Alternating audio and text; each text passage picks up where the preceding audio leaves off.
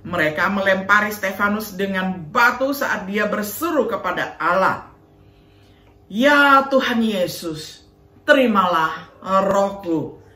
Tuhan, janganlah tanggungkan dosa ini kepada mereka.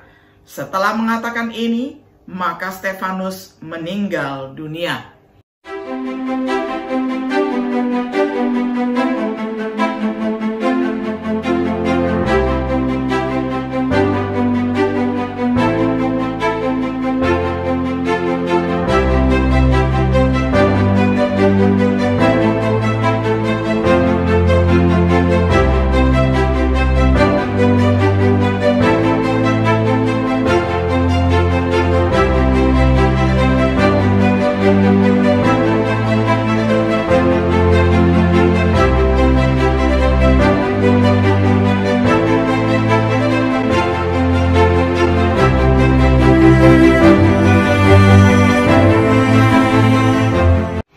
Shalom, sahabat Biblika yang dikasihi oleh Tuhan.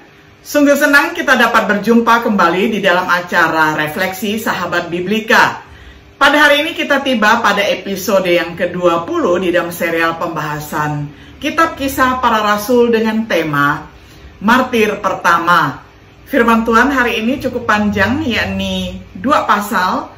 Dari pasal 6 ayat 8 hingga ayat 15, saya akan bacakan untuk saudara semua di dalam terjemahan sederhana Indonesia. Sedangkan pasal yang ke-7 dari ayat 1 sampai ayat yang ke-60, saudara baca sendiri di rumah. Saya mulai akan bacakan untuk saudara semuanya dari Kisah Para Rasul 6 ayat 8 hingga ayat yang ke-15. Stefanus adalah orang yang percaya penuh kepada Kristus dan dia diberi kuasa yang besar untuk melakukan berbagai keajaiban di antara orang banyak. Suatu hari, beberapa orang berdebat dengan dia. Mereka adalah anggota suatu pertemuan orang Yahudi yang bernama Rumah Pertemuan Orang Merdeka. Para anggotanya terdiri dari penduduk Yerusalem yang datang dari kota Kirene, Alexandria, Provinsi Kilikia, dan Provinsi Asia. Namun tidak satu pun dari mereka bisa menang dalam perdebatan itu, karena Stefanus berbicara dengan penuh hikmat oleh pertolongan Roh Kudus. Akhirnya, mereka menyogok beberapa orang untuk memfitnah Stefanus dengan berkata, "Kami mendengar dia menghina Musa dan Allah. Kebohongan itu menimbulkan keributan di antara orang banyak dan para pemimpin Yahudi serta ahli-ahli Taurat." Maka mereka semua menangkap dan membawa Stefanus menghadap sidang mahkamah agama. Lalu saksi-saksi palsu itu maju dan berkata, "Dia selalu menghina rumah Allah ini dan hukum Taurat. Kami pernah mendengar Stefanus mengatakan bahwa Yesus, orang Nazaret itu, akan merobohkan rumah Allah ini dan mengubah kebiasaan-kebiasaan yang diajarkan Musa kepada kita." Ketika semua orang yang duduk di dalam sidang itu memandang Stefanus, mereka melihat wajahnya memancarkan ketenangan seperti wajah malaikat. Sampai sedemikian jauh pembacaan firman Tuhan dari Kisah Para Rasul pasal 6 ayat 8 hingga ayat yang ke-15. Untuk pasal yang ke-7 ayat 1 hingga ayat yang ke-60 saudara baca sendiri. Sahabat Biblika yang dikasihi oleh Tuhan, ketika gereja di Yerusalem bertumbuh, penganiayaan juga meningkat. Dimulai dengan ancaman untuk tidak mengabarkan Injil, diikuti dengan pemukulan cambuk dan lebih banyak ancaman. Penganiayaan segera mencapai tingkat yang baru. Dimulai dengan kemartiran Stefanus, salah satu dari 7 diaken, menyebabkan penganiayaan besar terhadap seluruh gereja. Stefanus adalah martir pertama yang memberikan hidupnya bagi Kristus. Seorang yang penuh iman dan Roh Kudus. Teladannya telah mengilhami banyak orang untuk menderita bagi Kristus dengan cara yang sama, untuk menghargai alasannya, mari kita mulai dengan meninjau. Yang pertama, penangkapan Stefanus. Dimulai dengan tuduhan terhadap Stefanus. Stefanus adalah orang yang penuh dengan iman dan kuasa. Dia melakukan mukjizat dan tanda-tanda besar di antara orang banyak. Dia berselisih dengan beberapa orang jemaat Libertini, yakni yang disebut sebagai rumah pertemuan orang merdeka. Anggota-anggota jemaat dari Kirene dan dari Alexandria, yakni Afrika, dan orang-orang dari Kilikia dan Asia, yakni Turki. Orang yang tidak dapat melawan hikmatnya dan Roh Kudus yang mendorong Stefanus untuk berbicara. Stefanus dituduh dengan saksi-saksi palsu. Stefanus dituduh oleh orang-orang yang diam-diam disogok telah menghujat Musa dan Tuhan. Penuduh menggerakkan orang-orang, para tua-tua, dan ahli-ahli Taurat untuk menangkap dan membawanya ke Dewan Mahkamah Agama ataupun Sanhedrin. Oleh saksi-saksi palsu telah dibentuk untuk memfitnah Stefanus dengan sebagai penghujat. Tuduhan terhadap Bait Allah. Kami telah mendengar dia mengatakan bahwa Yesus dari Nazaret ini akan menghancurkan tempat ini, melawan hukum Musa, dan mengubah kebiasaan yang Musa sampaikan kepada kami. Stefanus merujuk pada apa yang Yesus bicarakan. Menghancurkan Bait Allah dan membangunnya kembali dalam 3 hari. Yohanes maksudkan pada bait tubuhnya sendiri. Stefanus mungkin juga merujuk pada apa yang Yesus bicarakan, kehancuran Yerusalem dan bait suci, yang memang memengaruhi adat istiadat yang disampaikan kepada para Musa. Stefanus dipenuhi dengan Roh Kudus. Semua orang yang duduk dalam sidang mahkamah agama menatap Stefanus. Mereka melihat wajahnya seperti wajah malaikat. Bukti bahwa ia dipenuhi dengan Roh Kudus. Stefanus menghadapi para penuduhnya dengan kehadiran yang ditandai dengan kepercayaan diri, ketenangan, dan keberanian. Dengan pertanyaan imam besar, panggung ditetapkan untuk pembelaan Stefanus. Yang kedua, kita melihat Stefanus membela diri. Hubungan Allah dengan Abraham, ini adalah konten demi konten yang akan Stefanus bawakan.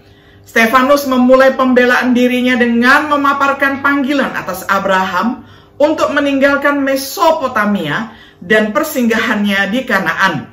Allah melanjutkan janji kepemilikan tanah kepada keturunannya, ditandai dengan perjanjian sunat. Keturunannya adalah Ishak, Yakub, dan 12 bapa leluhur. Konten berikutnya perjalanan bapa leluhur di Mesir. Yusuf dijual ke Mesir, diangkat oleh Fir'aun menjadi penguasa atas Mesir. Yakub dan anak-anaknya pindah ke Mesir selama masa kelaparan. Para leluhur dimakamkan di Kanaan ketika mereka meninggal dunia. Konten yang berikutnya adalah pembebasan Tuhan untuk Israel oleh Musa. Keturunan Israel di Mesir menjadi pekerja rodi. Karya Musa adalah membebaskan keturunan Israel dari Mesir dari perbudakan. Musa dibesarkan oleh putri Fir'aun, dididik oleh orang Mesir, perkasa dalam kata-kata dan perbuatan. Dia membunuh seorang Mesir tetapi dihina oleh saudara-saudaranya. Lalu Musa melarikan diri ke Midian di mana dia menikah dan memiliki 2 putra. Tuhan menampakkan diri kepadanya di semak yang menyala di Gunung Sinai. Kembali ke Mesir, membebaskan Israel dan membawa mereka ke padang gurun. Konten yang berikutnya adalah pemberontakan Israel terhadap Musa dan Tuhan. Musa adalah orang yang menubuatkan bahwa Allah akan membangkitkan nabi lain seperti dia. Orang yang berbicara dengan malaikat di Gunung Sinai. Musa juga adalah orang yang menerima firman hidup untuk diberikan kepada bangsa Israel, yang tidak akan dipatuhi oleh para leluhur, tetapi justru ditolak oleh bangsanya sendiri. Israel adalah bangsa yang ingin kembali ke Mesir di dalam hati mereka. Orang yang menekan Harun untuk membuat patung anak lembu emas yang Tuhan serahkan untuk menyembah berhala selama 40 tahun di padang gurun. Mereka mungkin telah mempersembahkan korban kepada Tuhan, tetapi mereka juga menyembah dewa Moloch. Konten yang berikutnya, tabernakel Allah yang sebenarnya. Para bapa leluhur Israel memiliki tabernakel kesaksian. Di padang gurun dibangun sesuai dengan pola yang ditunjukkan Musa, dibawa ke tanah perjanjian oleh Yosua. Mereka juga memiliki bait Allah. Bait Allah yang ingin didirikan oleh Daud, yang mendapat kemurahan di hadapan Tuhan. Bait Allah tersebut dibangun oleh putranya Salomo. Namun yang Maha Tinggi tidak berdiam di bait-bait yang dibuat dengan tangan manusia, karena surga adalah tahtanya dan bumi adalah tumpuan kakinya. Tangannya telah membuat semuanya. Bisa dibaca di dalam Kisah Rasul 7 ayat 50 dan juga Yesaya 66 ayat 1 hingga ayat yang kedua. Kalimat-kalimat ini diucapkan oleh Stefanus mungkin untuk menghilangkan kekhawatiran tentang kehancuran bait Allah, karena Tuhan tidak terikat untuk disembah hanya di satu lokasi saja. Konten yang berikutnya yang disampaikan oleh Stefanus adalah penolakan Israel terhadap Roh Kudus. Stefanus berkata, sidang Mahkamah Agama menolak Roh Kudus seperti nenek moyang mereka. Nenek moyang mereka menganiaya dan membunuh para nabi. Jadi mereka telah membunuh yang adil. Mereka menerima hukum tetapi tidak menaatinya.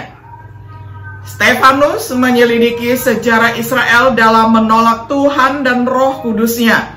Kemudian menuduh bahwa mereka mengikuti pemberontakan nenek moyang mereka dengan membunuh yang adil, yakni Yesus.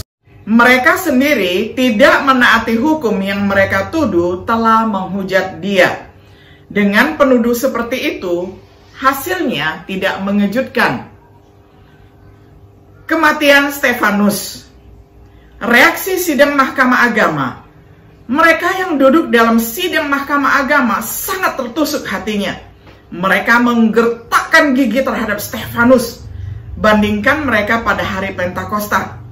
Stefanus penuh dengan Roh Kudus, menatap ke surga. Dia melihat kemuliaan Allah dan Yesus berdiri di sebelah kanan Allah. Dia menceritakan apa yang dia lihat. Anak manusia berdiri di sebelah kanan Allah. Mengapa Yesus berdiri? Ia sebaliknya digambarkan sedang duduk. Kalau kita baca di dalam Lukas 22 ayat 69, Markus 16 ayat 19, Kisah Para Rasul 2 ayat 34, dan sebagainya. Mungkinkah ini untuk menghormati ketika dalam kasus ini pandangan mata Stefanus melihat anak Allah sedang berdiri, yakni untuk menyambut martir pertamanya? Sebagai tanggapan sidang Mahkamah Agama, mereka berteriak-teriak dan mereka sambil menutup telinga serentak menyerbu Stefanus. Mereka menyeretnya dan sampai keluar kota, lalu Stefanus mulai dilempari dengan batu. Stefanus dirajam batu. Para saksi meletakkan jubahnya di depan kaki seorang anak muda yang bernama Saulus, orang yang menyetujui kematian Stefanus, yang kemudian memimpin penganiayaan besar terhadap gereja. Mereka melempari Stefanus dengan batu saat dia berseru kepada Allah, "Ya Tuhan Yesus, terimalah rohku." Tuhan, janganlah tanggungkan dosa ini kepada mereka. Setelah mengatakan ini, maka Stefanus meninggal dunia. Kematian Stefanus adalah martir yang pertama dari sekian banyaknya martir. Saulus yang pada saat itu belum bertobat dan kemudian setelah bertobat bernama Paulus, di kemudian hari mengakui telah menganiaya pengikut-pengikut jalan Tuhan. Kita membaca tentang para martir lainnya, yakni Yakobus, Antipas. Ribuan orang telah mati bagi Kristus selama bertahun-tahun, bahkan hingga hari ini. Kita mungkin tidak akan pernah menghadapi kemartiran, tetapi ketika kita menghadapi penganiayaan karena iman kita, kita harus hadapi dengan ketenangan seperti Stefanus, memiliki semangat pengampunan dari Yesus dan Stefanus, mengingat janji Yesus, bersikaplah setia sampai mati, dan aku akan memberimu mahkota kehidupan. Wahyu 2 ayat 10. Sahabat Biblika yang dikasihi oleh Tuhan, kita melihat bagaimana kesaksian martir pertama ini meneguhkan ada begitu banyak orang yang dianiaya dan bahkan jadi martir di sepanjang sejarah gereja, bahkan sampai pada saat ini. Kiranya setiap diri kita yang pada saat ini masih diberi kesempatan untuk hidup dan diberi kesempatan untuk melayani Tuhan, boleh mengambil hikmatnya dan boleh belajar dari teladan Stefanus. Kiranya Tuhan Yesus memberkati dan menyertai kita semuanya. Shalom.